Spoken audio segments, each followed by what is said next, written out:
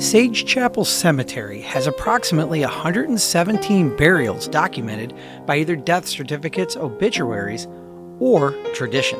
This eternal resting ground was established in 1881. There are 37 headstones and 3 other family-marked graves. At least 20 of those buried at Sage Chapel were born as slaves. In 2018, it was added to the National Register of Historic Places by the U.S. Department of the Interior. Up until 1995, the property was maintained by Bill Hayden, and Bill Hayden and his daughter, Phyllis, and her younger brother, Tommy, would go out there every weekend with her father, and he would use a hand mower to cut the grass, and they both, as young children, would clear around the graves.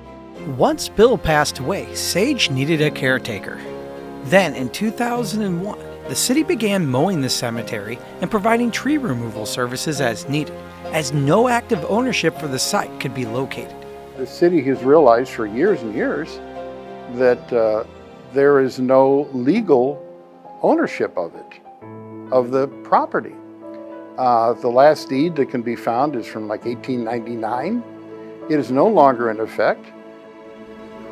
With the creation of the O'Fallon Historic Preservation Commission, additional interest in the site developed. As a result, the city began discussions with the Missouri Attorney General's office on procedures to follow to obtain ownership of the site to assure its future preservation. Finally, on December 10, 2021, the Circuit Court of St. Charles County entered its judgment which dissolved the trust for Sage Chapel Cemetery and vested title for the cemetery to the city of O'Fallon. We have wonderful thoughts, wonderful ideas, now that the city has ownership, and not to run it as a cemetery, but to maintain it historically. We plan to have eventually a dedication or a city awareness of the National Registry. All across America, cities are realizing the importance of protecting Black cemeteries, a critical and often untold part of their heritage.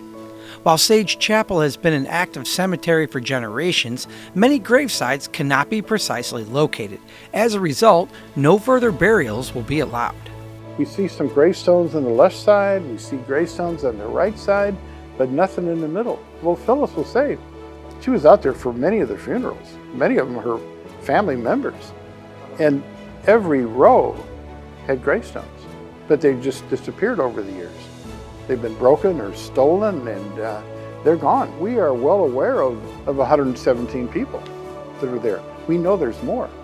I met a guy years ago from Bowie and asked him to come out there, and we walked through and it was winter and there was snow, and you could see the lines, the dips that he said, Jim, there's probably close to 200 people here. Thanks to all the passionate citizens in the city of O'Fallon for preserving Sage Chapel Cemetery for future generations. Stay up to date on all future historic projects at Sage Chapel Cemetery by visiting the city's website at ofallon.mo.us.